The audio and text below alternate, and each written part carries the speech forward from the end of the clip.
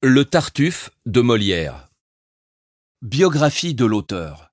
Jean-Baptiste Poquelin, plus connu sous le nom de Molière, est né le 15 janvier 1622 à Paris et mort le 17 février 1673. Issu d'une famille de marchands parisiens, il s'associe à 21 ans avec une dizaine de camarades dont 3 membres de la famille Béjart pour former la troupe de l'Illustre Théâtre. Malgré des débuts prometteurs, la troupe ne parvient pas à s'imposer durablement à Paris. Engagé dans une troupe de campagne entretenue par le duc d'Épernon, gouverneur de Guyenne, Molière et ses amis parcourent pendant 12 ans les provinces méridionales du royaume. De retour à Paris en 1658, Molière devient rapidement le comédien et auteur favori du jeune Louis XIV et de sa cour, pour lesquels il conçoit de nombreux spectacles. Il meurt brutalement à l'âge de 51 ans. Molière est reconnu comme un grand créateur de formes dramatiques et l'interprète principal de la plupart de ses pièces. Il a exploité diverses ressources du comique, verbales, gestuelles, visuelles et de situation. Il a pratiqué tous les genres de comédie, de la farce à la comédie de caractère. Il a créé des personnages individualisés à la psychologie complexe, devenus rapidement des archétypes.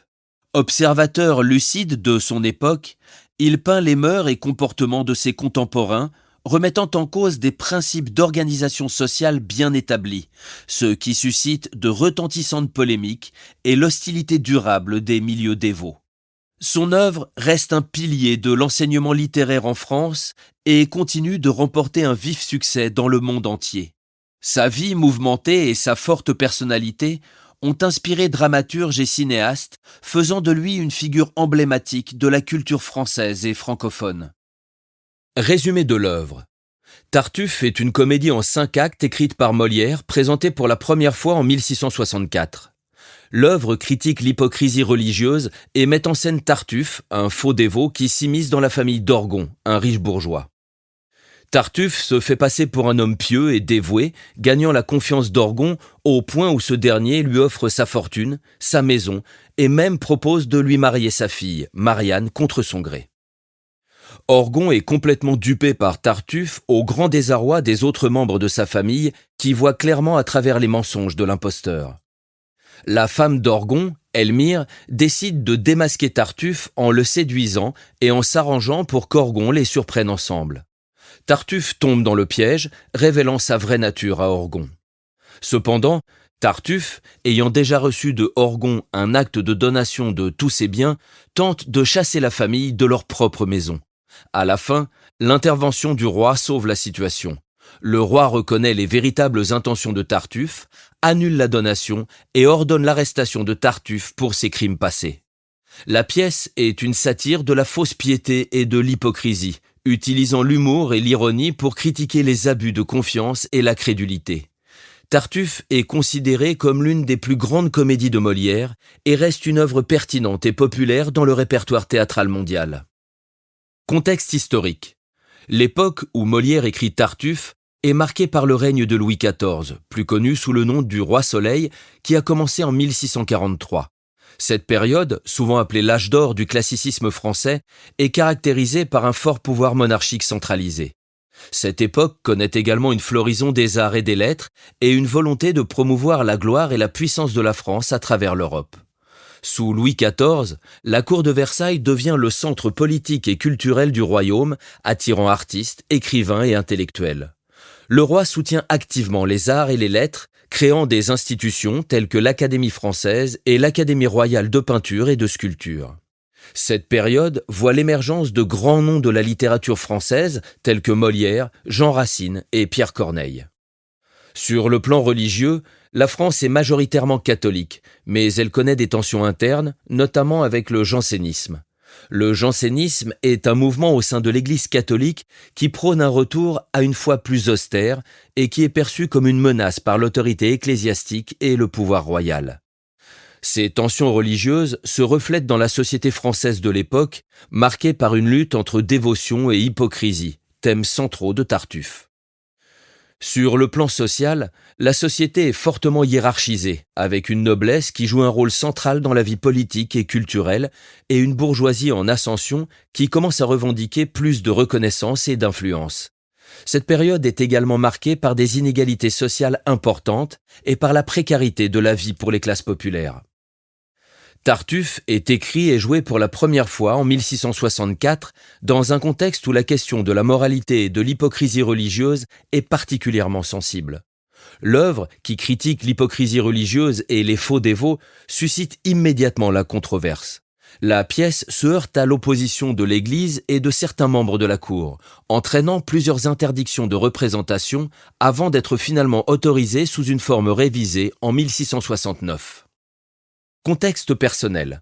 Lorsque Molière écrit Le Tartuffe, il se trouvait dans une période de sa vie marquée par des succès théâtraux, mais aussi par des controverses et des défis. Après avoir été accueilli à Paris avec sa troupe sous le patronage de Philippe Ier, Molière avait déjà connu un grand succès avec des pièces comme Les Précieuses Ridicules et L'École des femmes. Ces succès lui avaient valu à la fois la faveur du public et l'attention de la cour, notamment celle de Louis XIV, qui appréciait son travail. Cependant, Le Tartuffe a été écrit dans un contexte de tension entre Molière et certains segments de la société, en particulier les dévots et les partisans de la morale stricte. La pièce, qui critique la fausse dévotion et l'hypocrisie religieuse, a immédiatement suscité la controverse. Sa première représentation, en 1664 devant la cour, a été bien accueillie. La pièce a cependant rapidement été interdite par les autorités sous la pression des milieux dévots et de l'Église qui se sentaient attaqués par le personnage de Tartuffe, un faux dévot manipulant une famille crédule pour ses propres gains. Molière a dû faire face à cette censure en tentant de défendre son œuvre et son intention de critiquer non pas la religion elle-même, mais ceux qui en abusaient pour leur propre profit. Il a révisé la pièce à plusieurs reprises, tentant de la rendre acceptable pour les autorités sans en diluer le message critique. Malgré ses efforts, Le Tartuffe a été interdit pendant plusieurs années, ne recevant l'autorisation d'être joué en public qu'en 1669, après que Molière ait apporté des modifications significatives à la pièce. Durant cette période, Molière a également dû gérer des défis personnels et professionnels, notamment les tensions au sein de sa troupe et les critiques de ses rivaux. Malgré ces obstacles, il a continué à produire des œuvres majeures et à jouir du soutien du roi qui lui a accordé une pension et l'usage du palais royal pour ses représentations. La persévérance de Molière face à la censure et à la controverse autour du Tartuffe témoigne de son engagement envers ses convictions artistiques. Les personnages. Tartuffe, c'est un imposteur qui se prétend dévot et pieux pour s'insinuer dans la famille d'Orgon. Il est décrit comme un homme hypocrite qui utilise la religion pour parvenir à ses fins, notamment à séduire Elmire, la femme d'Orgon, et s'emparer de la fortune de la famille. Orgon, il est le chef de famille, complètement dupé par Tartuffe. Il est décrit comme un homme naïf et obstiné, aveuglé par sa confiance en Tartuffe, au point de négliger sa propre famille et leur causer du tort. Elmire, elle est la femme d'Orgon, intelligente et perspicace. Elle voit clairement à travers les ruses de Tartuffe et cherche à démasquer son hypocrisie pour protéger sa famille. Elle est décrite comme une femme forte, rationnelle et déterminée. Damis, c'est le fils d'Orgon. Il est impulsif et colérique.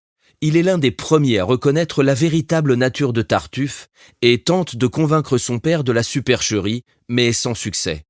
Il est décrit comme passionné et parfois imprudent dans ses actions.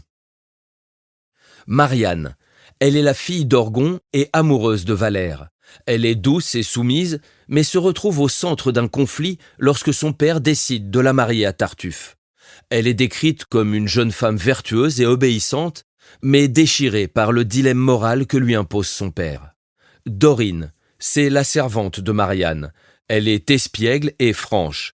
Elle n'hésite pas à critiquer Tartuffe et à se moquer de l'aveuglement d'Orgon. Elle est décrite comme une figure comique, pleine d'esprit et de bon sens, qui apporte une perspective extérieure et critique sur les événements de la pièce. Cléante, c'est le beau-frère d'Orgon. C'est un homme de raison et de sagesse. Il tente de raisonner Orgon et de lui ouvrir les yeux sur la tromperie de Tartuffe. Il est décrit comme un personnage modéré et équilibré qui représente la voix de la raison dans la pièce.